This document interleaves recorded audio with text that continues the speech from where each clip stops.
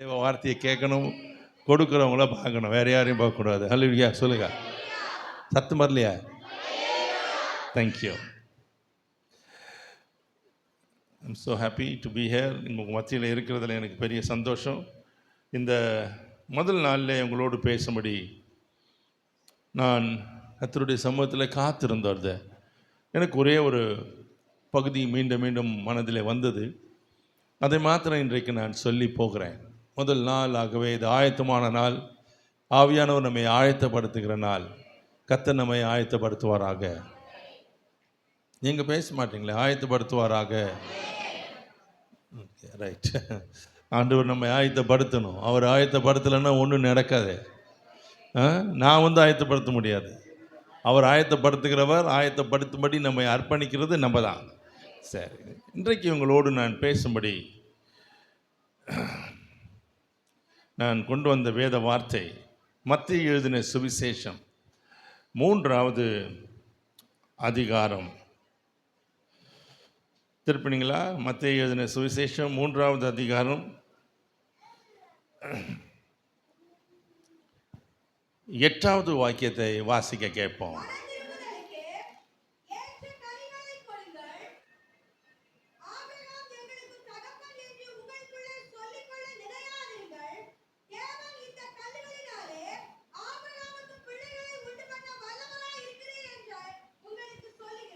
நிவாசி மணி தானே தொடங்கினேன்.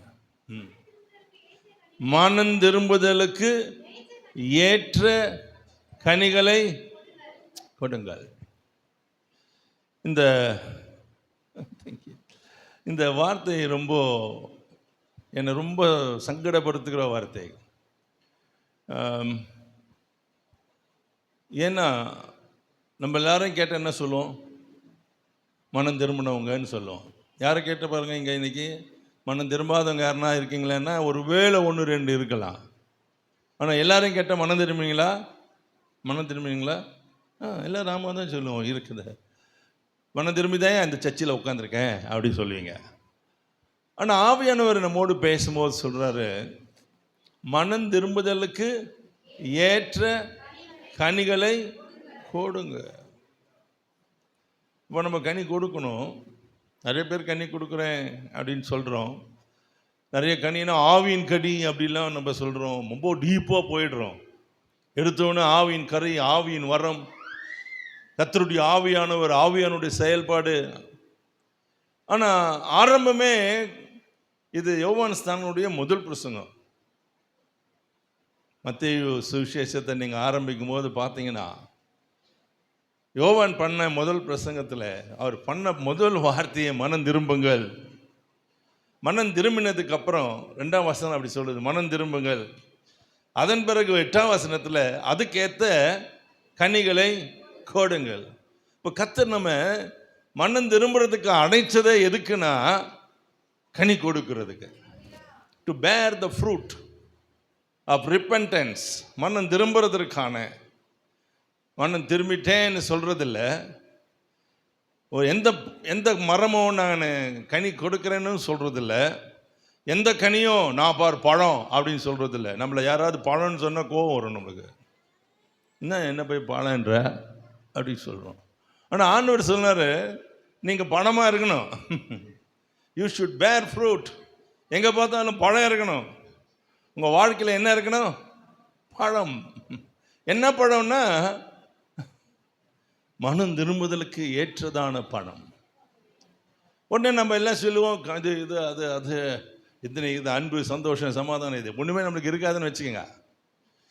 எங்கே எடை போட்டு பார்த்தாலும் தராசில் குறைய தான் இருப்போம். யோவானுடைய முதல் வார்த்தை, யோவான் ஸ்நானகனுடைய முதல் வார்த்தை மனம் திரும்புங்கள். இயேசு அடுத்த அதிகாரத்தில் பார்த்தீங்கன்னா அவர் பிரசங்கத்தை தொடங்குவார். அவர் பிரசங்கத்தை தொடங்கினா அவருடைய வார்த்தையும் மனம் திரும்புங்கள் என்று சொன்னார். The repentance is so important. மனுஷன் மனம் திரும்புவது தான் ரொம்ப அவசியம். இயேசு எதுக்கு வந்தார்? நம்மளை மனம் திரும்புதலுக்கு தான் அழைக்க வந்தார். நீங்களும் நானும் என்ன செய்யணும்னா மனம் திரும்பணும். நம்முடைய வாழ்க்கை மனம் திரும்புகிற வாழ்க்கையாக இருக்கணும். கர்த்தருக்கு முன்பதாக நிற்க வேண்டிய நாம், நிற்க போகிற நாம் எப்படிப்பட்டவர்களாக இருக்கணும்னா மனம் திரும்பினவர்களாக இருக்க வேண்டும் என்று கர்த்தர் சொல்லுகிறார். ஆமீன் சொல்வீங்களா? ஹல்லேலூயா, ஹல்லேலூயா. கர்த்தருக்கு ஸ்தோத்திரம். ஒரே ஒரு இது, நான் பிரசங்கத்துக்கு மேலே ஏறிட்டேன்னா நீங்கள் யாரும் அசையக்கூடாது. நீங்கள் அசைஞ்சிங்கன்னா நான் உட்காந்துருவேன். ஏன்னா ஆவியானவர் அசைவிட மாட்டார். ராஜா உட்கார்ந்துருக்கிற இடத்துல வேறு யாருக்கும் அசைவாடுறதில்லை, இடம் இல்லை, போச்சக்கூடாது. என்ன, திஸ் இஸ் டிசிப்ளின். கர்த்தருக்கு ஸ்தோத்திரம். பேசுங்க, ஆமீன் சொல்லுங்க. ஹல்லேலூயா. அதான் உங்களுக்கு இவங்களுக்கு மாத்திரம் இல்லை, உங்கள் எல்லாருக்கும் தான். அசையுது, இப்போ போகிறது, அங்கே போகிறது, மனதை கூட அசைய விடக்கூடாது. அப்போ தான் பிரயோஜனமாக இருக்கும். 38 நாள் உபாசித்து இருக்கீங்க ஐயா சொல்கிறாரு. என்னை கூப்பிடும் போதே சொன்னார், 40 நாள் உபாசிக்கிறேன் ஐயா, கடைசி 2 நாள் உங்களை கூப்பிடுறோம். இன்றைக்கி காலைல வந்தவொன்னே சொன்னார், நாங்கள் 38 நாள் உபாசத்தில் இருக்கிறோம். எதுக்கு புரியுதா? எதுக்கு? Why are you fasting? இவ்வளோ ஜெபம் பண்ணியிருக்கோம்.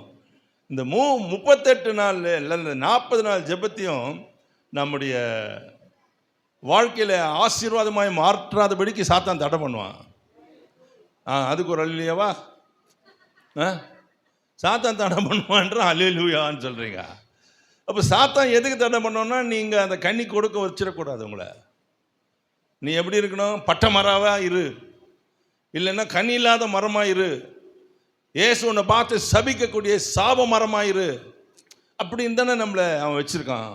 நீங்கள் எல்லோரும் கேளுங்க, என்ன சொல்கிறோம் பாருங்கள். ஐயோ, என் வாழ்க்கை எப்படி இருக்கு, எனக்கு ஆசீர்வாதம் இல்லையே, என் குடும்பம் சபிக்கப்பட்ட குடும்பமாக இருக்குது, எங்களுடைய பிள்ளைகள் வாழ்க்கை பட்டு போயிருக்கு. இப்படி தான். இப்போ நானும்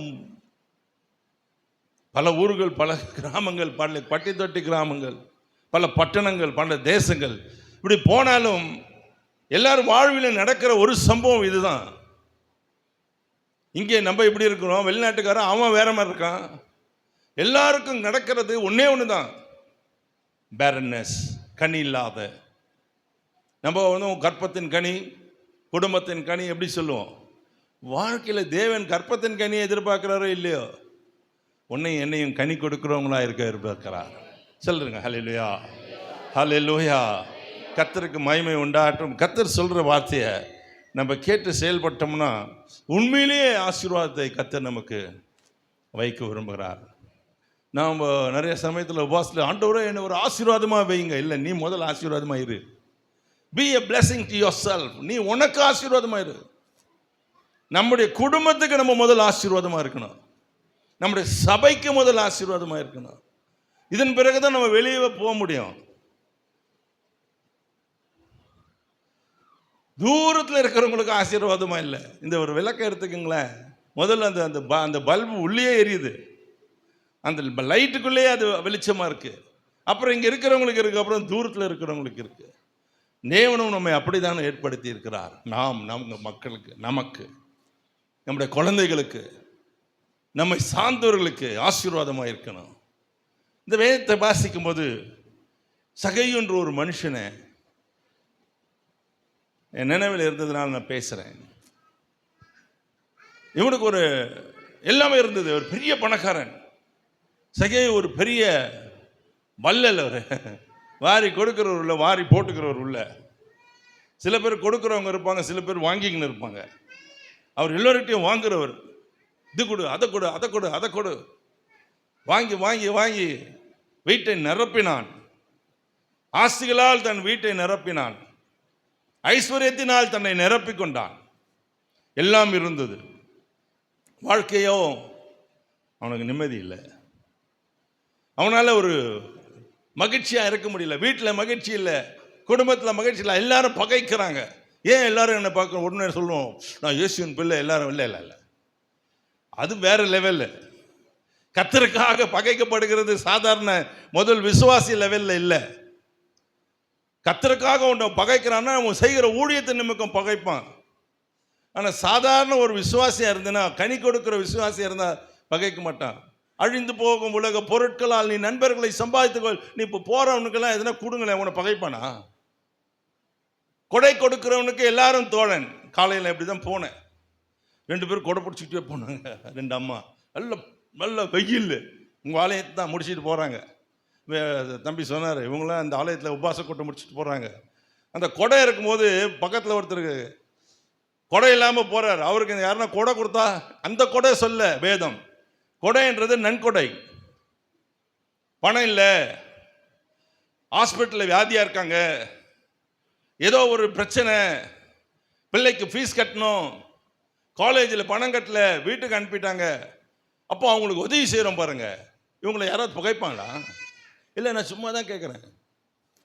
அப்புறம் எதுக்கு நம்மளை போய் விசுவாசிங்க, நான் இயேசுவின் பிள்ளையானா எல்லாரும் என்னை பகைக்கிறாங்க? நோ நோ நோ சாமி, காட் இஸ் வித் அஸ்னா நம்மளை பகைக்க மாட்டான், நம்ம நேசிப்பான், சிநேகிப்பான். ஆமாம் சொல்லுங்க. ஆனால் இந்த சகைவுக்கு அந்த பாக்கியம் இல்லை, எல்லாரும் பகைக்கிறாங்க. அவரை பார்த்து பாவின்னு சொல்றாங்க. இயேசு அவர் வீட்டுக்கு போகணும்னு நினைக்கும் போது, இவன் பாவியா இருக்கிறான், அவன் வீட்டுக்கு இவர் போறாரு. ஒன்று சொல்றேன், ஒரு பரிசுத்தம் வீட்டுக்கு போறதை விட இயேசு ஒரு பாவி வீட்டுக்கு போகிறத இங்க சுட்டி காட்டியிருக்காரு. அல்லேலூயா சொல்லுங்க, அல்லேலூயா, அல்லேலூயா. நான் அடிக்கடி தேவ சமூகத்தில் அழுகிறது என்னன்னா, நான் பரிசுத்தமானா இருக்கும்போது நீங்க என்னை தேடி வரல. இன்னும் உண்மையை சொல்லிட்டா, என்னை முழு நேரம் ஊழியத்துக்கு ஆண்டவர் கூடும்போது நான் தகுதி உள்ளவனாவே இல்லை. வெளியில் 1000 பேர் 1000 பேசிக்கலாம். எனக்கு முழு நேரம் ஊழியத்துக்கு வந்து 30 வருஷம் ஆகுது. இந்த 30 வருஷத்தில் என்னையே நான் பார்த்துக்கிட்டே வரேன். பின்னால் நான் தகுதி உள்ளவனா? ஆண்டவர் என்னை என்னையா தேடினீர் ஐயா இயேசுனாதான் ஒரு பாடல் பாடுவான் அந்த காலத்தில். இப்பெல்லாம் அந்த பாட்டே கிடையாது. எதை பார்த்து தேடினீர், எதை பார்த்து கூப்பிட்டீர்? இப்போ ஆண்டவர் எதையோ ஒன்று நம்மளுக்கு தெரியாது, நம்மளை பார்த்து கூப்பிடுறாரு. சோத்திரம் சொல்லுங்க. அவர் தேடுதல் வேற. அப்போ அவர் சொல்றாரு, மனம் திரும்புறதுக்கு ஏற்ற ஒரு கனி கொடு. இந்த சகை ஒரு ஆசைப்பட்டான், இயேசுவை பார்க்கணும்னு விரும்புகிறான். எல்லாருக்கும் சாமி வாழ்க்கையில் நான் விரும்பின அந்த மகிழ்ச்சி சந்தோஷம் இல்லை. சபையில் எனக்கு ஒரு பதவி இருக்கு, சபையில் என்னை பெரிய ஒரு முக்கியமான நபராக வச்சிருக்காங்க. நான் போகலன்னா ஐயா என்னை கேட்பார், ஏன் வரலன்னு கேட்பார். நான் முக்கியமான பப்ளிக், ஓகே. ஆனால் ஆண்டவர் ஒன்று தெரியணும், God has to search for you. எங்கே பார்க்க நீ, உன் நிலைமை என்ன? இன்னைக்கு சகவி பார்த்தா என்னை பார்க்கவும் முடியல, என் ஹைட் ரொம்ப கம்மி. இன்னைக்கு இருக்கிற ஜனங்கள்லாம் எல்லாம் நெடியவர்களாக இருக்கிறாங்க. நான் எப்படி அவரை பார்ப்பேன்? எப்படி இருந்தாலும் அவரை பார்த்துடணும். மனம் திரும்புகிறதுக்கான கனியில முதலாவது தேடுதல் இருக்கிறது. ஆண்டவரை தேடுகிறேன். இருதயத்தை இயேசுவுக்கு கொடுத்துட்டேன், இல்லை இருக்கட்டும். சும்மா வியாதி வந்துச்சு கொடுத்துருப்போம், தேவை வந்துச்சு கொடுத்துருப்போம், நெருக்கம் அடி குத்து உத புடிச்ச குடிச்சிட்டு அடிக்கிறான் இயேசுனாதான் வந்திருப்போம். இயேசுவை தேடுறியா? இயேசுவை தேடுகிறவன் வாழ்வில் அவர் தேடி வருவா. ரொம்ப பிடிச்ச பாட்டு எனக்கு, நான் பாடல இன்னைக்கு. தேடி இயேசு வந்தார். எப்போ தேடி வந்தார? ஏதோ ஒரு மரத்தை பிடிச்சி தொங்கிட்டு இருக்கிறான். நம்ம லூக்கா சுவிசேஷத்தில் இதை வாசிக்கிறோம், 19 அத்தியாயத்தில். இயேசு தேடி வர்றாரு, ஜனங்க கூட்டம். எப்பவுமே இயேசு சுத்தி கூட்டம் இருக்கும், ஞாபகம் வச்சுக்கோங்க. அவர் மேக கூட்டத்தின் மத்தியில் இருந்தார், தூதர் கூட்டத்தில் மத்தியில் இருந்தார், தூதையின் கூட்டத்தில் மத்தியில் இருந்தார், பிரகாசமான வெளிச்ச கூட்டத்தின் மத்தியில் இருந்தார், மகிமையான தேவனுடைய வார்த்தையின் கூட்டத்தில் மத்தியில் இருந்தார். இங்கே மனுஷ கூட்டத்தின் மத்தியில் இருக்கிறார். ஆனால் அவரை பார்க்க முடியல. பார்க்கணும்னா நீ தேடணும், பிரயாசப்படணும், ஓடணும், ஏறணும், இறங்கணும், குதிக்கணும். எத்தனை முறை கீழே வந்தானே தெரியல ஏறும் போது மரத்தில். It's not easy to claim the tree. மரம் ஏறுறது லேஸ் இல்லை, ஒரு ஏறணும். மரத்துல இருந்து பார்க்கிறார் இயேசுவை. அவருக்கு நல்லா தெரிஞ்சிச்சு, நான் பார்க்குறேன் இந்த பிரகாச மகிமையான பிரகாசம். இயேசு வர்றார் அந்த வழியில். அவருடைய ஐட்னரி தெரியல. ஒரு மினிஸ்டர் போனாலே அவருக்கு ஒரு புரோட்டோகால் உண்டு. இந்த தெருவில் தான் அவர் போகணும், அதுங்களை தான் போலீஸ் போட்டு வச்சிருப்பான். வேற சந்து மாறக்கூட முடியாது அவரால்.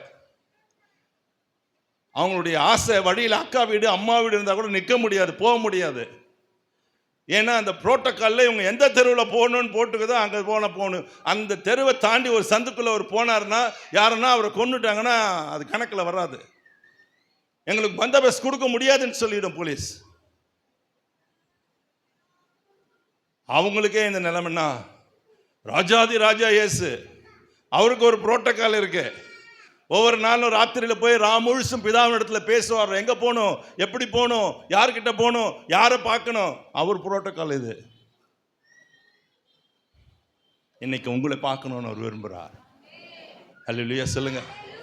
அன்னைக்கு சகையை பார்க்க வந்தவர் இன்னைக்கு நம்ம பார்க்க வர்றார். சகையை பார்த்தவனே அவர் பேசுனது, பகைவே இறங்கி வாப்பா, ஒரே வார்த்தை தான், மற்றவங்களுக்கு இல்லை, நமக்கு பேசுறாரு. இறங்கி வா. என்னத்துக்கு இறங்கி வரணும்? நீ மனம் திரும்புறதுக்கான கனிகளை கொடுக்க நான் விரும்புகிறேன். ஆமாங்க சொல்லுங்க. அல்லேலூயா சொல்லுங்க. இறங்கி வானவனே அவர் இறங்கிட்டார், வேகமாக இறங்கிட்டார். ஏறதை விட இறங்குறது ரொம்ப ஈஸி. கீழே இறங்கி வந்தவொடனே என்ன சம்பவிக்குதுன்னா, கர்த்தர் அவர் இடத்துல பேசுகிறார். நீ இறங்க வா, நான் இன்றைக்கு உன் வீட்டில், அவருடைய விருப்பமே நீங்களும் நானும் அவர் வீட்டில் தங்குவது தான். முதல் கனியே அதுதான். ஹவு கேன் யூ பேர் அ ஃப்ரூட்? எப்படி நீங்கள் அவருக்கு கனி கொடுப்பீங்கன்னா, உன் கனியில் முதல் இயேசு உன் வாழ்க்கையில் இருப்பார். நம்முடைய இதயத்துக்குள்ளே, நம்முடைய வாழ்வில், குடும்பத்தில் இல்லாத ஒரு நபரை இனி ஜனங்கள் பார்ப்பார்கள். அல்லேலூயா சொல்லுங்க. அல்லேலூயா, அல்லேலூயா. சத்தமா சொல்ல மாட்டீங்களா? அல்லேலூயா. உங்க வீட்டுக்கு நான் வரணும். நீங்களாம் சொல்லுங்க, எங்க வீட்டில் ஏசு இருக்கிறார், அப்புறம் ஏன் அழுதுன்னு உட்காந்துக்கிறீங்க? ஏன் இவ்வளோ ஜெப குறிப்பு? ஏசு வீட்டில் இருந்தால் போயினே இருக்கலாமே. அப்போ எங்கேயோ ஒரு இடத்துல நம்முடைய கனியில் ஒரு குறைச்சல், நம்முடைய கருவிலே கனி கொடுக்க முடியாமல் பூத்து இருக்கலாம், காய்க்கத்து இருக்கலாம், ஆனால் பழுக்காமல் போயிட்டோம், பிஞ்சு விழுந்துடுச்சு, ஏதோ ஒரு பூச்சி மருந்து அடிக்க வேண்டி இருக்கு. எங்கள் வீட்டில் ஒரு மாமரம் முதல் முறையாக காய்க்க ஆரம்பிச்சது, பூத்துது, சில பிஞ்சுகள் கீழே விழுந்தது. உங்களுக்கெல்லாம் தெரியும், எங்களுக்கு தெரியாது, நாங்கள் சிட்டிலேயே பிறந்து வளர்ந்தவங்க. அப்போ நான் ஒருத்தரை கேட்டேன், பூச்சி மருந்து அடிக்கணும். அந்த கடைக்கு போனேன், ஒரு மருந்து கொடுத்தார், இதை தண்ணியில் கலந்து இதில் அடிச்சிருங்க. அடித்தேன். எனக்கு எங்கள் பக்கத்தில் ஒரு தோட்டம் இருக்கு. அந்த தோட்டத்துக்கு போன மாமரம் பூத்து குலுங்கிருக்கு, இலையில எல்லாம் பூ தான் இருந்துச்சு. இவ்வளோ பூத்துருக்க சொல்லிட்டு நான் போயிட்டேன். அப்புறம் என் தோட்டக்காரர் கேட்டேன், எப்படி இருக்கு மாமரம் அப்படின்னு. எல்லாம் பூவும் விழுந்துருச்சு, ஒரு பிஞ்சு கூட இல்லையா, ஒரு காய் கூட வரல, எல்லாம் கொட்டிடுச்சு அப்படின்னார். ரொம்ப வருத்தமாச்சு. அப்புறம் எங்கள் வீட்டில் இந்த மருந்து அடித்தோம் பாருங்க, அது நல்ல காய்ச்சி வரும்போது கூட கடைசி பழம், சீசன் முடிஞ்சிச்சு, கடைசி பழத்தை எடுத்து வந்து என் மனைவி சொன்னா, கடைசி பழம் இது அப்படின்னா. போகிற வரைக்கும் பழம் பழுக்குது, அது காய்ச்சி காய் கொடுக்குது, அங்கே இருக்கிறதுக்கு கொடுக்கலையே, ஏன்? அப்போ என் தோட்டக்காரர் சொன்னார், ஐயா, பூச்சி மருந்து மாத்திரம் அடிச்சுட்டு இருந்தோம்னா இந்த வருஷம் விளைச்சலில் பயங்கரமாக இருந்திருக்கும். இப்போ அந்த பூச்சி மருந்து அடிக்கலை, அந்த மரம் பூத்துது, ஆனால் பயனற்றதாகி போய் விட்டது. இப்போ சகைவு இறங்கினவனே கத்தர் பாருங்க, ஒரு பூச்சிக்கொல்லி மருந்து. அவர் பேசலை, ஒன்றும் சொல்லலை, சகைவே பேசுகிறாரு. என்ன சொல்கிறார் தெரியுமா? நான் ஒருத்தன் இடத்துல அநியாயமாய் வாங்கியிருந்தால் அதை நாலத்தனையாய் திருப்பி கொடுப்பேன். கர்த்தருக்கு ஸ்தோத்திரம். அப்போ கொடுத்தாதான் அந்த பழம் உண்டாகிறது. யாருக்கிட்ட வாங்கணும்? இந்த செய்தியை ஆரம்பிக்கும் போது ஒரு நினைவு வந்தது எனக்கு, நிகழ்வு. ஒரே பாயிண்டில் முடிஞ்சுன்னு நினைக்கிறேன் டைம். அதில்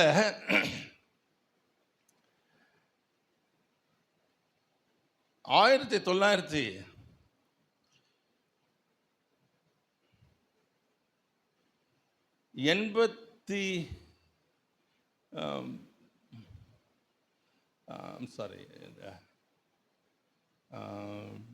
3 வருஷம் இருக்கும். அப்போது இவங்க சில பேர் சிரிக்கிறாங்க, நான் பிறக்கவே இல்லை அப்படின்னு நினைக்கிறீங்க. அப்போது எங்கள் மாமனார் இல்லை, தாய் மாமா, அவர் ஒரு சின்ன டிரான்சிஸ்டர் டெல்லிக்கு போயிருக்கும்போது வாங்கிட்டு வந்தார். டிரான்சிஸ்டர் தெரியுமா? இப்போ உங்களுக்குலாம் தெரியாது, எல்லாம் செல் மொபைலில் போயிடுச்சு. அதில் தான் பாட்டு கேட்பாங்க அந்த காலத்தில். ரொம்ப சின்னதாக இருக்கும்.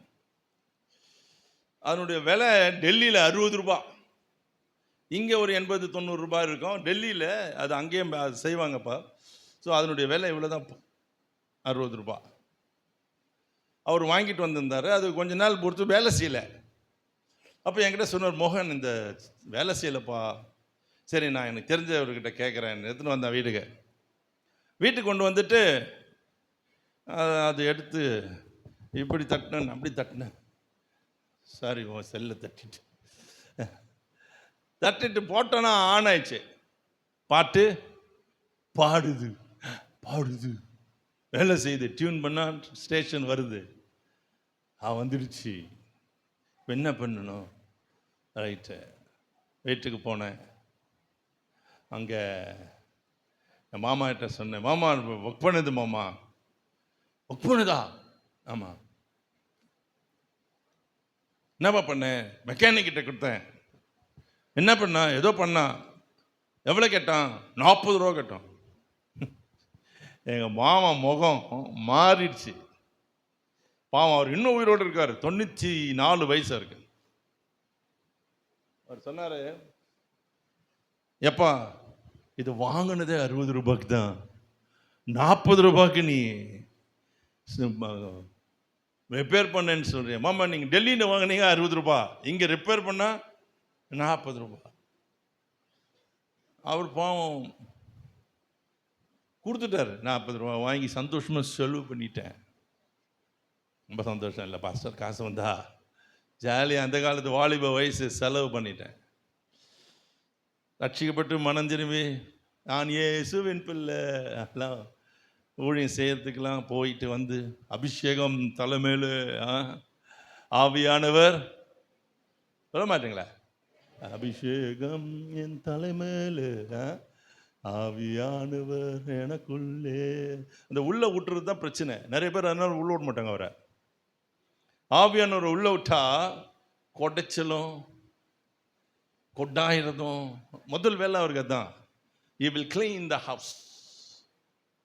வந்தவொடனே சுத்திகரிக்கிறது தான் ஒரு வேலை. அமையெல்லாம் சொல்லக்கூடாது, கவுனிங்க சொல்லுங்க. நான் சும்மா சொன்னேன். இந்த அவர் வந்தவன ஒரு நாள் கேட்டார், இந்த டிரான்சிஸ்டர் மாமா அப்படின்னாரு. இங்கெல்லாம் ஆவியானவர் பேசினார். பக்கத்து வீட்டுக்காரி, எதிர் வீட்டுக்காரி, அந்த சபை இந்த சபை, ஏசு வர போகிறாரு, என்னை குடையிறாரு அவரு. புரியுது உங்களுக்கு? அவர் பேசினோன்னே நடுங்குது கை கால்லாம். என்ன செய்யணும், என்ன செய்யணும் அப்படி கேட்டேன். என்ன செய்யணும்? அமைதியா இருந்தா 40 ரூபாவை திருப்பி கொடுக்கணும். 40 ரூபாய் எப்படி கொடுக்கணும்? நான் நாளத்தினா கூட பரவாயில்ல குத்துருவோம் பாஸ்டர். மாமா கிட்ட போய் மருமங்க இருக்கானே திருடன், 40 ரூபாய் பொய் சொல்லி உங்ககிட்ட வாங்கிட்டேன். இப்போ ஏசு என்கிட்ட பேசுறாரு, என்ன மன்னிச்சிரு, இந்தாங்க. செய்ய வச்சாரு. என்னை விட்டிங்கன்னா கதையாக சொல்லின்னு போவேன். அதான் சொன்னேன் நான் முதல்ல உங்ககிட்ட, என்னையா தேடினீர், என்னையா தேடினீர். ஏன்னா இப்படிப்பட்ட ஐயோக்கியன்களை தான் இப்படி வெள்ளையும் செல்லியுமா வச்சிருக்காரு. சோத்திரம் சொல்லுங்க. ஹல்லேலூயா. நீங்கள்லாம் பெரிய பாவிங்க, நாங்களாம் பெரிய பரிசுத்தவான்னு நினைக்காதீங்க. அவர் சுத்தமாக்கின கைகள்னால எங்களை சுத்தமாக்கி இருக்கிறதுனால இங்கே நிற்கிறோம். இல்லை வெளியே கூட நிற்கிறதுக்கு எங்களுக்கு தகுதி கிடையாது. நான் போய் எங்கள் மாமாவை பெல் அடிச்சு ஒரு ஊழியக்காரர் பார்க்க போகிறேன் இன்றைக்கி. நாங்கள் 2 பேரும் ஒரு ஊழியத்துக்கு போகணும். எப்போ சொல்கிறோம் பாருங்க, 2002 வருஷம் பெல் அடிச்சா எங்கள் மாமா வந்தார். மாமா இதை 40 ரூபா கையில் வச்சுக்கோங்க. என்னத்துக்கு என்னாரு? இல்லை புட்டிங்க என்ன வாங்கணுன்னு பைக் எடுத்துன்னு போயிட்டேன். பைக் எடுத்துட்டு போயிட்டு என் வேலை முடிஞ்சிச்சுன்னு நினச்சேன். வழியில் ஆவியானவர் பேசுகிறாரு, முடியல. தன் பாவத்தை மறைக்கிறவன் வாழ்வே அடைய மாட்டான், கனி கொடுக்க மாட்டான். அதை அறிக்கை செய்து விட்டு எடுக்கிறவனோ மிகுந்த கனி கொடுப்பான்.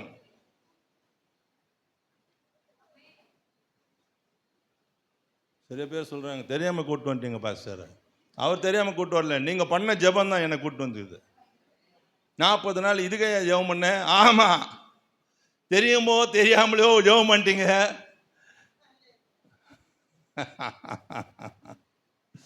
அவர் என்ன அனுப்பி வச்சிருக்காரு. நான் அந்த இடத்துக்கு போனோடனே அந்த ஊழியக்காரர்கிட்ட சொன்னேன், அவர் அழுகிறாரு. அவர் பேர் சொன்னா உங்களுக்கு தெரியும், சொல்ல மாட்டேன். அழுகிறாரு அவரு. கர்த்தர் உன்னோடு பேசுறாருப்பா. இப்படி பேசுறாரு, சும்மா விட மாட்டாரு. குத்தி கொடையவங்கன்றாங்க, அது மாதிரி குத்தி கொடைஞ்சிட்டு இருக்கிறார் ஒவ்வொரு நாள் ஆண்டவரை. என்ன செய்யணும்? அவர் சொன்னதை செய். போன் அடிச்சு சொல்லு, இந்தா என் போன்.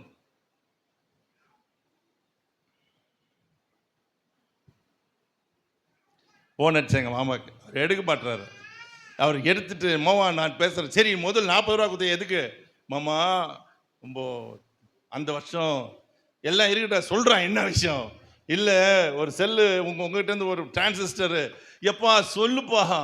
40 ரூபா வாங்கினேன். இல்லை மாமா. ஆமாம், அது உங்ககிட்ட போய் சொல்லி வாங்கிட்டேன். ஏசி என் கூட பேசுகிறாரு. எப்படிலாம் பேச மாட்டாரா அவரு? அப்படிதான் பேசுவார். எல்லாம் சேசை கிறிஸ்தவங்க, குடும்பத்தில் பிறந்து வளர்ந்தவங்க. இப்படிலாம் பேச மாட்டாரு. இல்லை, அப்படிதான் பேசுறாரு.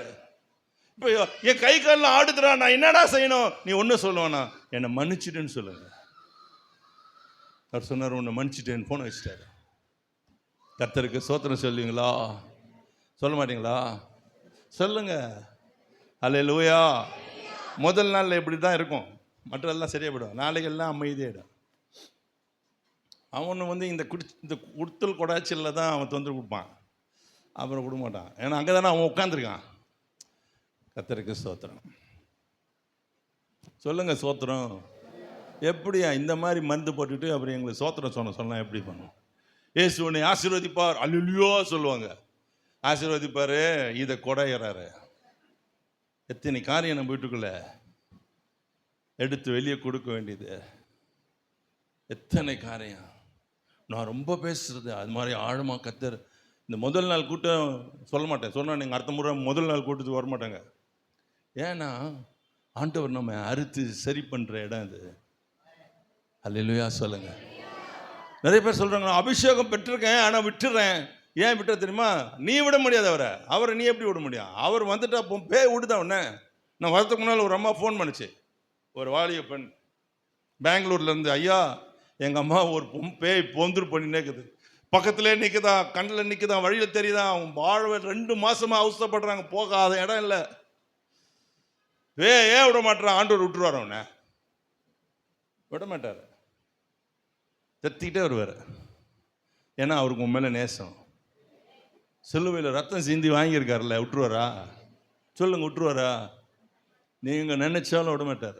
கடைசி வரைக்கும் தெரிஞ்சுக்கிட்டு வருவார். அல்லேலூயா சொல்லுங்க. ஏன்? அவர் நம்மளை பிடிச்சி அவருக்கு பிரியமான ஒரு பாத்திரமாக உருவாக்கி அவர் அழகாக பார்ப்பார் பாருங்க நம்மளை. அவருக்கு அவர் மேலே வேற யார் வேணும்? அதுக்கு மேலே சொல்லுங்க, வேற யார் வேணும்? நம்மளை பெற்றவங்க கூட நம்மளை திட்டிடுவான். அவர் திட்ட மாட்டார். அவரை மாதிரி. ஏன்னா அவர் தான் ஒரிஜினல் ஃபாதர், மற்றதெல்லாம் டூப்ளிகேட்டு. புரியுதா? எல்லாம் விட்டுட்டு போகிற ஃபாதர். அங்கி போட்ட ஃபாதர் அப்படி தான், பெத்த எடுத்த ஃபாதர் அப்படி தான். இந்த ஒரிஜினல் ஃபாதர் சாவு ஐசியூ வார்டு வரைக்கும் வருவார். Glory to Jesus. சகைவின் வாழ்க்கையில கனி உருமக்கும்படிக்கு சகவே. அதுக்கப்புறம் சகை வாழ்க்கை எப்படி பிரகாசிச்சது நாளைக்கு பேசினா ஒரு சித்தமான சொல்கிறேன். இன்னைக்கு நம்ம சப்ஜெக்ட் அது இல்லைல்ல, அதனால் மாற்ற முடியாதுல்ல. வேதத்தில் 2 பேர் இருந்தான். நம்ம உடனே சொல்லிவிடுவோம், ஒருத்தன் கெட்ட குமாரன், ஒருத்தன் நல்ல குமாரன். எவன் கெட்டவன், எவன் நல்லவன்? ஒரே அப்பா, 2 பையனுங்க. Oh, glory to Holy Spirit. Thank you, Lord. Marasaka tiledika tiana masia.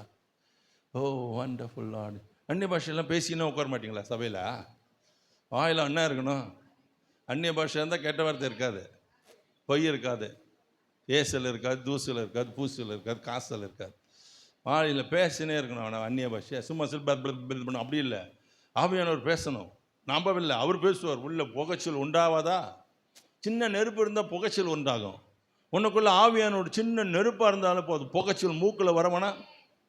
இன்னும் ஆமேன் ஆமேன்னு சொல்கிறீங்க, புகைச்சல் வரணுமா வரவனவா? சொல்லுங்க ஆமேன்னு.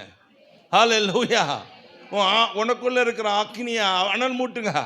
அனல் மூட்டி எரிய வீடு. ஃபாதர் பாடுற வீட்டில் மாதிரி டான்சஸில் போட்டு வச்சுக்கோங்க. நம்ம எரிய விடுவானவா? எரிய விடுன்னு சொல்கிறார் அவர், எரியோன்னு சொல்லலை. ஆவியானவர் எரிய வைப்பார். ஹல்லேலூயா. Thank you Jesus.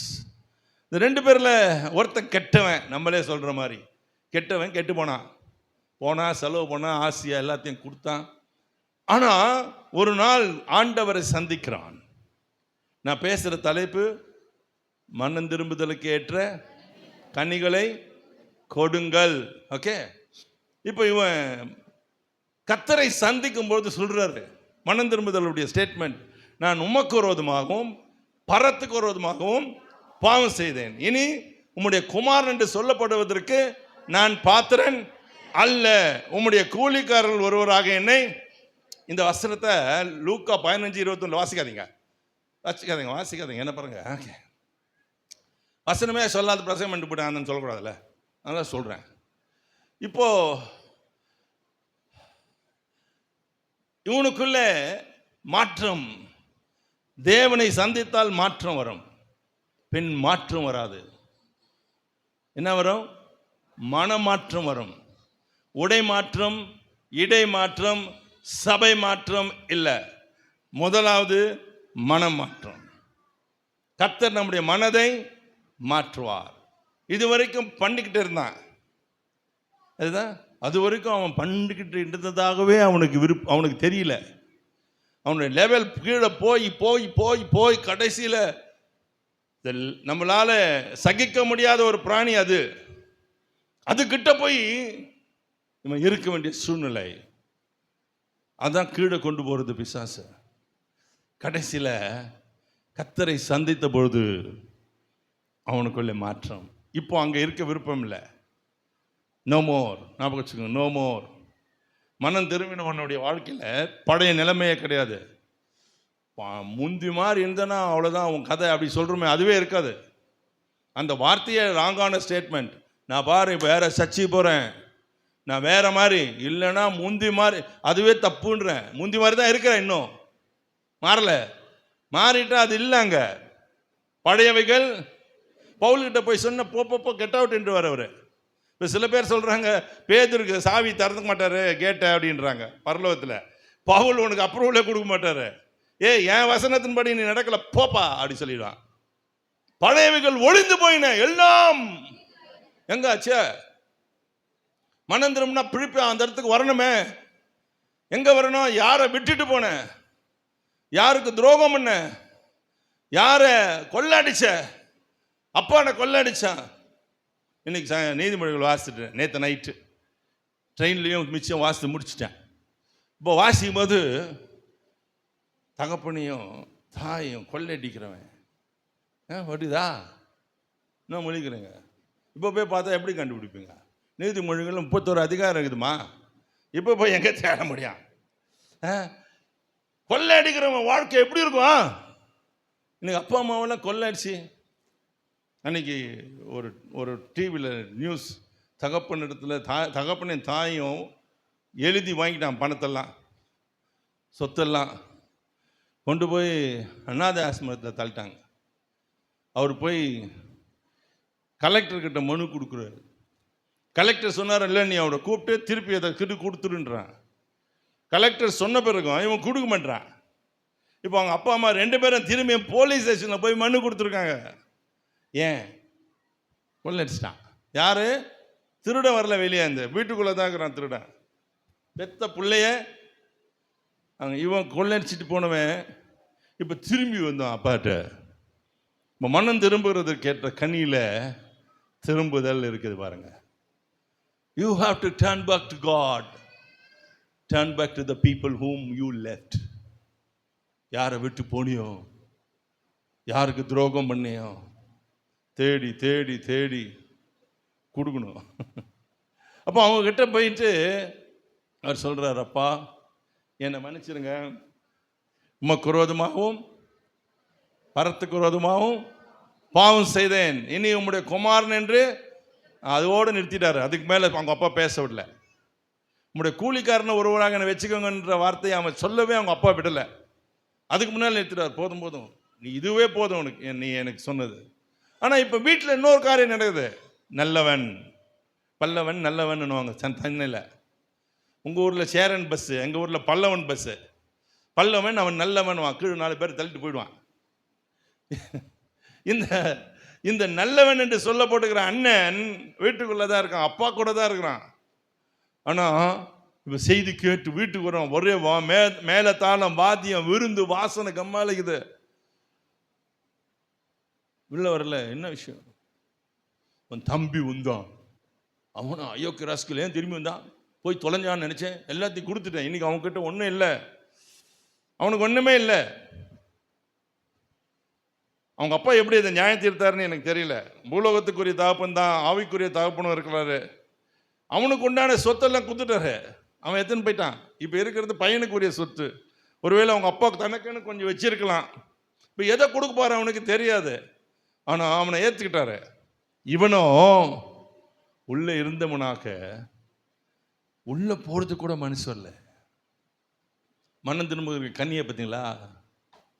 நம்ம சொல்லுவோம், நானும் இந்த சபையை சார்ந்தவன், நான் 20 வருஷத்துக்கு முன்னாடி ரட்சிப்பட்டேன், நான் 50 வருஷமாக ஊழியம் செய்கிறேன், எனக்கு இந்த முழு நேர ஊழியத்துக்கு வந்து 30 வருஷம் ஆகுது, ஃபுல் டைம்.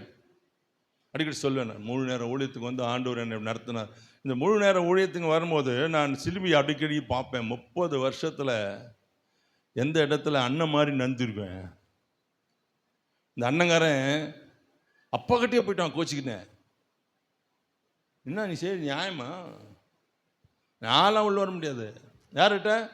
நம்ம விசுவாசிங்க பாருங்க, முழங்காலில் பேசுகிற பேச்சு என்ன, அதுக்கு எதுக்கு அவ்வளோ ஆசீர்வதிக்கிறீங்க?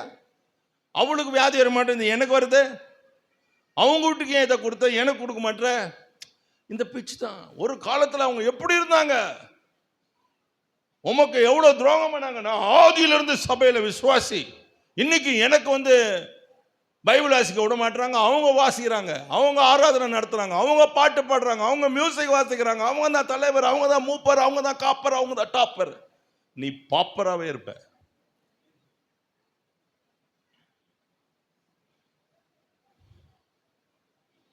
அப்பா அவனை பார்க்குறாரு, மகனே எனக்கு உண்டதெல்லாம் உனக்கு தான்ப்பா. எப்படி பேசுகிறாரு பாருங்க. இன்னைக்கு யார் மேலே கோச்சிக்கிட்டு உட்காந்துருக்கீங்க தெரியல, ஆவியானவர் உங்களோடு பேசுவாராக. பேசுகிறாரு, எனக்கு தெரியும், நானே கொஞ்சம் பாலிஷாக சொல்கிறேன். ஆமென். மனம் திரும்புதலுக்கு ஏற்ற கனிகளை கொடுங்கள். இன்னும் ஒன்று சொல்கிறேன். இந்த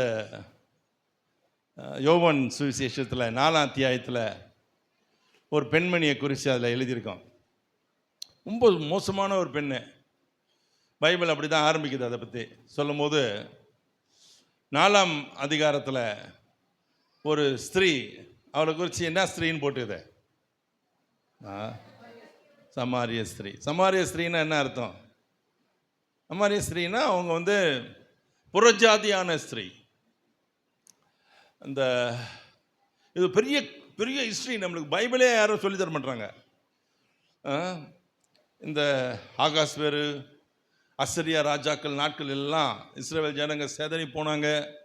அப்புறம் உலக நாடுகளை ஆளுகை செய்த இந்த பெரிய பெரிய ராஜாக்கள் அவர்கள் எல்லாரையும் வெவ்வேறு நாடுகளில் நாடு கடத்தினாங்க. இப்போ இந்தியாவிலேருந்து நிறைய பேர் வெளிநாட்டுக்கு போயிருக்காங்க, வெளிநாட்டிலேருந்து நிறைய பேர் இங்கே வந்திருக்காங்க. இங்கே எத்தனை பேர் யூதர்கள் இருக்காங்க தெரியுமா? உட்காந்துருக்காங்க, நீ நானும் கூட இருக்கலாம். பட் சிலர் திரும்பி வந்தார்கள். இஸ்ரவேலில் சிலர் மீண்டும் திரும்பி வந்தார்கள். அதில் சில சமாரியர்களும் வந்துட்டாங்க. இப்போ சமாரியான்னு ஒரு நாடு அங்கே உருவாயிடுச்சு. அதுக்குள்ளே தான் இருக்குது, உள்ளே உருவாயிடுச்சு. அங்கே அவங்க தான் இருப்பாங்க, இன்னொருத்தர் வரமாட்டாங்க. இந்த கிராமத்தில் பேசுறதுக்கு பயமாக இருக்குது. எங்கள் ஊர்லாம் அடிச்சு பதாச்சிட்டு போயிடுவேன். ஏன்னா இங்கே நிறைய இடத்துல சில கிராமத்தில் சிலர் போக முடியாது, சில கிராமத்தில் சிலர் செருப்பு கூட போட்டுன்னு போக முடியாது, இன்னும் கூட இருக்குது. உங்கள் கிராமங்களில் அப்படி தெரியாது எனக்கு. அங்கே சமாரியர்கள் இருக்கிற இடத்துல யூதர் இவர் போகக்கூடாது. இயேசு போனார், அங்கே தண்ணி குடிக்க போன தண்ணி ஏற்று குடிச்சுப்பார். அவர் போனதே ஒரு நோக்கத்தோட. அங்கே ஒரு பெண் வருகிறாங்க, அவள் குடத்தோடு வரா. அந்த குடத்தோடு வந்துட்டு தண்ணீர் மொல்ல வந்தவளை இவர் கேட்குறாரு, கொஞ்சம் தண்ணி குடிக்கிறியா? அவள் டென்ஷன் ஆயிட்டா. நீர் யூதனா இருக்கிறீர், என்னை வந்து கிண்டல் பண்ணுறீரா? ஏன்னா டச்சே பண்ண மாட்டாங்க. அன்னைக்கு ஒரு தம்பி வந்து சொன்னார், எல்லாம் ரெக்கார்டிங்கில் இருந்தால் பயமாக இருக்குது பேசுறது. நான் ஒரு ஊருக்கு போனேன், ஒரு கிராமத்தில் ஒரு வீட்டாண்ட நின்றுட்டேன். அப்புறம் ஒரு அம்மா அங்கேருந்து வந்து இங்கே நிற்கக்கூடாது, நீ போ அப்படின்னு சொல்லிச்சு. நான் போயிட்டேன். அங்கேருந்து கொஞ்சம் தூரம் போய் திரும்பி பார்த்தேன். நான் நின்ன இடத்துல அந்த அம்மா துறப்பு எடுத்து பெருக்குது, சாணி எத்தும் தெளிக்குது. பெங்களூர் பட்டணத்தில் ஒரு பெண் என்கிட்ட சொன்னான், அப்பான்னு தான் கூப்பிடுவான் என்ன. அப்பா, நான் சின்ன வயசில் வாலிப பருவத்தில் எங்கள் வீட்டுக்காரரை விரும்பி கல்யாணம் பண்ணிட்டு வந்துட்டேன், அப்பா அம்மா விட்டுட்டு. இப்போ எல்லாம் பசங்க, என் பிள்ளைங்கள்லாம் பெரிய பசங்க ஆயிடுச்சு. தாத்தா பாட்டி பார்க்கணுன்னு ரொம்ப ஆசை. நாங்கள் வந்து ஆந்திரா மாநிலத்தை சார்ந்தவங்க. சரி வா போகலாம் அப்படின்ட்டு 2 பிள்ளைகளையும் கூட்டிகிட்டு போனேன். எங்கள் வீட்டாண்ட போனோம், வீடு இருந்துச்சு, அந்த பழைய வீடு இருந்துச்சு. சரி அப்பா அம்மா இருப்பாங்கன்ற ஒரு எண்ணம் தான் போனோம், இருந்தாங்க. வெளியில் வந்து பார்த்தாங்க, நான் பார்த்தேன் எங்கள் அப்பா அம்மா. எனக்கு ரொம்ப சந்தோஷம், ரொம்ப வருஷம் பொறுத்து பார்க்குறேன். பிள்ளைங்கள்லாம் 20-25 வயசு. அப்போ எத்தனை வருஷத்துக்கு மேலே வந்திருப்பாங்க பாருங்கள். இப்போ 2 பிள்ளைங்களா தாத்தா பாட்டி அப்படின்னு சொன்னோடனே வாங்கன்னு கூட்டிகிட்டு போனாங்களாம் உள்ள. அப்போ இவங்கள பார்த்து அங்கே நில்றி அப்படின்ட்டாங்க. இப்போ உள்ளே போய் கொஞ்சம் நேரம் பிள்ளைங்க இருந்துட்டு வந்துடுச்சு. வெளியே வந்தோடனே அம்மா எதாவது சொல்லுவாங்க என்னன்னு பார்த்தா ஒன்றும் சொல்லலை. அப்போ பிள்ளைகளை கூப்பிட்டு போமா போகலாம் அப்படின்னு திரும்பி வந்து மனசு கேட்கல. தாய் வீடு தகப்பன் 2 பேரையும் பார்த்தா ஒரு வார்த்தை கூட பேச முடியல. கொஞ்சம் தூரம் வந்துட்டு திரும்பி பார்த்தா அதிர்ச்சி காத்து இருந்தது. பெரிய வாளி பக்கெட் கொண்டு வந்து தண்ணியை எடுத்து வெளியே வீசி, தொடப்பத்தை எடுத்து வந்து தொடச்சி பெருக்கி சாணியை கரைச்சி தெளித்து போடி அப்படின்னு சொன்னது தான். இன்னும் ஏன்னா அவங்க சேர்த்துக்க மாட்டாங்க. நீங்கள் ஏசு அப்படி இல்லை. நீங்கள் நம்புகிற ஏசு, அப்போ நீங்கள் கும்பிடுற ஏசு உன் வாழ்க்கையில் அது ஸ்டாப் பண்ணு.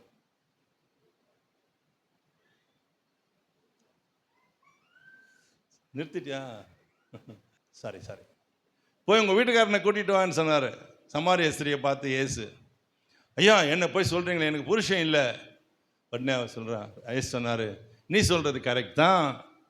உனக்கு எத்தனை புருஷங்க இருந்தாங்க? 5 புருஷர் இருந்தாங்க. இப்போ இருக்கிறவனும் உனக்கு புருஷன் இல்லை. அப்போ எத்தனை பேர் சொல்லுங்க? 6 புருஷன் இருந்தோம். அவன் தாகம் தீர்க்கப்படல, இன்னும் தண்ணி எடுக்க வரா மொண்டு. சரீர தாகமும் தீரல, ஆத்ம தாகமும் தீரல. நீ உள்ளபடி சொன்னம்மா. அப்போ ஒரு காரியம் நடந்துச்சு. இயேசுவை யாருன்னா சந்திச்சிட்டாங்கன்னு வச்சுக்கோங்களேன், நீ தண்ணி எடுக்கிற இடத்துலையாவது சந்தி, நீ தண்ணி அடிக்கிற இடத்துலையாவது சந்தி. இயேசுவை சந்திச்சா உன் வாழ்க்கை மாறிடும். சொல்ல மாட்டீங்களா ஆமேன்னு? இப்படி பேசிட்டு எப்படி ஆமேன்னு சொல்கிறது? உங்கள்கிட்ட பெரிய பிரச்சனையாகுது அப்படி சொல்கிறீங்களா? அப்போது அவரை சந்தித்த அவங்க வாழ்க்கை உடனே பாருங்க, வந்த நோக்கத்தையே மறந்துட்டா. குடத்தை இங்கே வச்சுட்டா. அப்படிதான் போட்டுருது. குடத்தை வைத்து விட்டு தன்னுடைய ஊருக்கு போய் என்ன செஞ்சா? நான் செஞ்சதெல்லாம் ஒருத்தர் சொன்னாரு, நீங்களே வந்து அவர் தான். அப்போ என்ன சுவிசேஷம் சொல்கிறா? நீங்களே நான் சொல்லியிருந்தா இன்னைக்கு சபை வெளியெல்லாம் இடிச்சு பெருசாக கட்டணும். 40 நாள் ஜெபம் மாத்திரம் இல்லை, கணக்கணும். கனி கொடுக்கணுமா? கனி கொடுக்கணும். ஐயா நீ ரட்சிக்கப்பட்ட போதுமா? பக்கத்து வீட்டுக்காரனுக்கே சொல்றது இல்லை.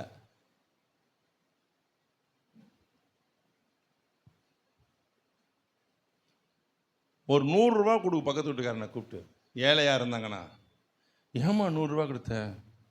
அப்போ சொல்லுங்க, ஏசு உனக்கு கொடுக்க சொன்னார் எனக்கு. அவன் இன்னைக்கு கொடுக்காதடி, நாளைக்கு வந்து திருப்பி கேட்பான். கேட்கட்டுமே, கொடு. நீ கேட்கும் போதெல்லாம் ஏசுனார் தராரா இல்லையா? அவர் மாத்திரம் கொடுக்கணும், நம்ம மாத்திரம் கொடுக்க மாட்டான். சொல்ல மாட்டீங்க யாருமே. அப்போ நீங்க இயேசுவை சொல்றதுக்கு ஒரு பிடிப்பு வந்துடும். ஒரு பிடிப்பு. அவர் என்ன பிடிச்சாரு தெரியுமா? அவன் வாழ்க்கையை சொல்லிட்டாரு. This is your life. உன் வாழ்க்கை எப்படி இருக்கு? அவளை கசந்துக்கல, அவளை குறை சொல்லலை, சும்மா அவ்வளோதான். அந்த பேச்சில் அவள் இதயம் மாறியது, மனம் கசந்தா. போய் ஊரெல்லாம் கொஞ்சம் குறையல, அந்த கிராமமே திரும்பி வந்துச்சான். சோத்திரம் சொல்லுங்க. போன வாரத்துக்கு ஒரு 15 டேஸ் முன்னால் அங்கோலா என்ற ஒரு இடத்துக்கு போயிருந்தேன். அது கர்நாடகா மாநிலம். கோவாக்கும் அங்கேருந்து ஒரு காரில் 3 மணி நேரம் போனோம். அங்கே ஒரு போதகர், அவர் தான் அந்த சபையை நடத்துகிறாரு. அவர் சொன்னார், எங்கள் மாமனார் பயங்கர இந்து அந்த குலத்தை சார்ந்தவங்க. 3 பொண்ணுங்க, 3ஆவது பொண்ணை நான் கட்டியிருக்கேன். அவருக்கு கிட்னிஸில் ஹார்ட்டில் ஃபெயிலியர். டாக்டர்கிட்ட போகும்போது சொன்னாங்க, உன் இருதயம் பெருசாகிடுச்சு, பல ஓட்டக்குது அதுக்குள்ள, உன்னை காப்பாற்றவே முடியாது, 6 மாதம் தான் இருப்பேன்.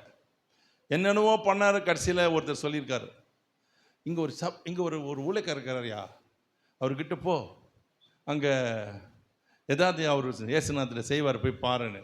இவருக்கு இயேசுவே பிடிக்காது. பசங்கள்லாம் மனம் திரும்பிடுச்சு, இவருக்கு பிடிக்காது. இவர் வேறு வழியே இல்லையே, உயிர் போயிடு போதுன்னு போனார். அவர் ஒரு ஜெபம் பண்ணி மாத்திரம் அனுப்பிட்டார்.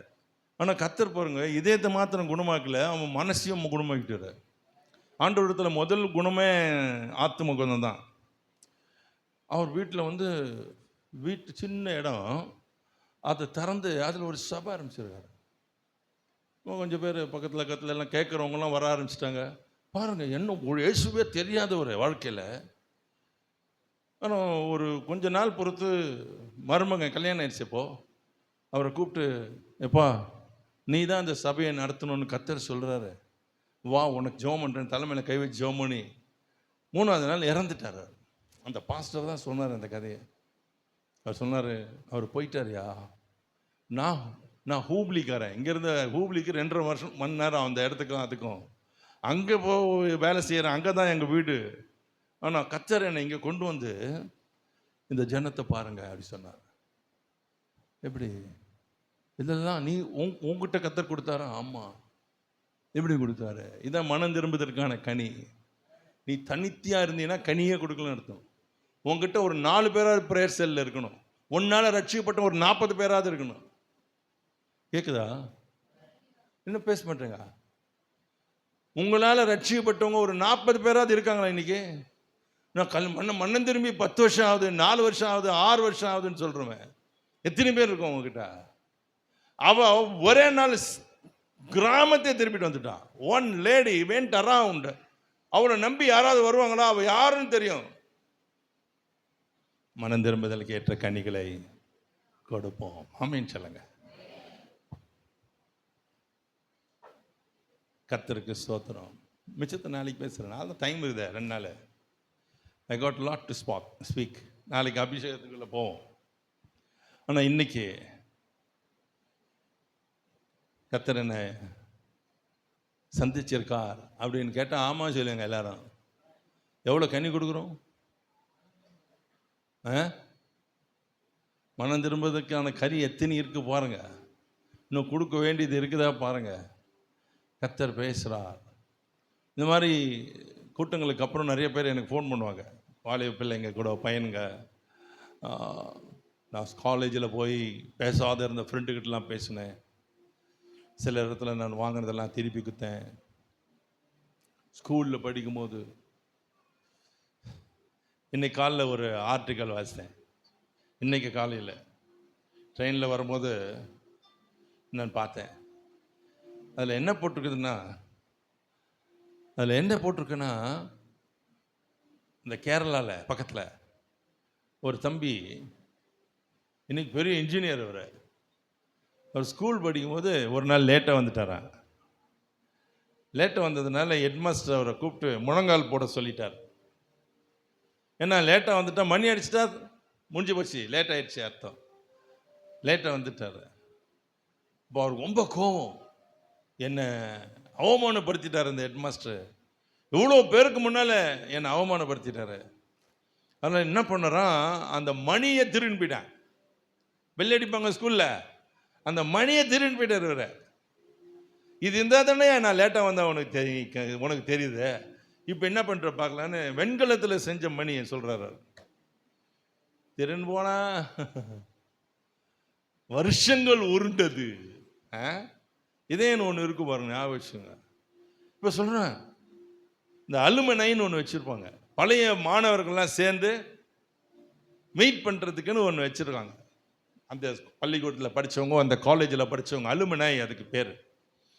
அதில் எல்லா மாணவர்களும் சேர்ந்துருக்காங்க. இப்போ ஒவ்வொருத்தரும் போய் மைக்கில் ஒவ்வொருத்தரும் ஒவ்வொன்று சொல்லியிருக்காங்க. என் பழைய அனுபவம், நான் இப்படி பண்ணும்போது இந்த டீச்சர் இப்படி பண்ணாங்க, அவங்க இப்படி அடித்தாங்க, அவங்க. இப்போ இவன் ஒரு பெரிய பெட்டியை தூக்கிட்டு போனானே, என்னன்னா இவன் மாத்திரம் பெட்டியை தூக்கின்னு வரானே அப்படின்னு பார்த்துருக்காங்க. போய் மேலே நின்று மைக் எடுத்து அந்த பாக்ஸை திறந்து அந்த வெண்கல மணியை தூக்கி, நான் ஸ்கூல் படிக்கும் போது திருடின்னு போனேன், காரணம் எங்கள் ஹெட்மாஸ்டர் என்னை அவமானப்படுத்திட்டாரு, எனக்கு பழி வாங்குறதுக்கு வேற வழி தெரியல, இந்த மணி தானே என்னை காட்டி கொடுத்து முட்டி போட வச்சிச்சு. ஆனால் இப்போ என் மனசு அறுக்குது, நான் கொண்டு வந்துட்டேன் சொல்லிட்டு, இப்போ இருக்கிற ஒரு ஹெட்மிஸ்ட்ரஸ் இருக்காங்க, அவர் ரிட்டையர் ஆகி போயிட்டாரு. அவங்க கிட்ட கொண்டு போய் கொடுத்து மன்னிப்பு கேட்டானா. புலகத்தான் கூட மனம் திரும்புவதற்கான கனி கொடுக்குறாங்க. ஏன் இல்லைங்க, உங்களுக்காக ஜெபிக்க போறேன். எனக்கு தெரியும் ஆவியானவர் உங்களோடு பேசுறார். இங்க சபையில் பேசினார் நினைச்சிடாதுங்க. உங்க கூட பேசிக்கினா வீட்டுக்கு வருவார், தனியாக போனாலும் வருவார், கூட்டமாக போனாலும் வருவார். உங்க கூட பேசுவார், வீட்டில் பேசுவார், நைட்டு பேசுவார், காலையில் பேசுவார், ஜெப வேளையில் பேசுவார், தூங்கும் போது பேசுவார். மனம் திரும்புவதற்கான கனி. எந்த பெல்லை திருடி வச்சிருக்க, எந்த பேனாவை திருடி வச்சிருக்கோம், எந்த காரியத்தில் நம்ம இடைப்பட்டு இருக்கிறோம், எதுல நம்ம சிக்கி இருக்கோம். கர்த்தர் உங்களோடு பேசுறாரு. நீங்க யாராவது இருக்கலாம், பாவியாவது இருக்கலாம், பரிசுத்தவனாக இருக்கலாம். கர்த்தர் பேசினது தான். இயேசுனுடைய முதல் பிரசங்கமே மனம் திரும்புதலுக்கான கன்னிகளை கொடுங்க. ஞானஸ்நானம் அல்ல, அந்நிய பாஷை பேசுதல் அல்ல, ஆவியின் வரங்களிலே செயல்படுகிறதல்ல, பேய் ஓட்டுறதல்ல. அது எல்லாரும் செய்யலாம், அது தேவனுடைய வல்லமை. It is the anointing of God. மனம் திரும்புவதற்கான கனியை ஆவியானவர் இல்லை, நீங்க தான் கொடுக்கணும். அதுக்கு ஆவியானவர் ஒத்தாசை செய்வா. ஹல்லேலூயா சொல்லுங்க, ஹல்லேலூயா, ஹல்லேலூயா, ஹல்லேலூயா. கர்த்தர் உங்களோடு பேசட்டும். அந்த தம்பி பாடினவர் வீட்டு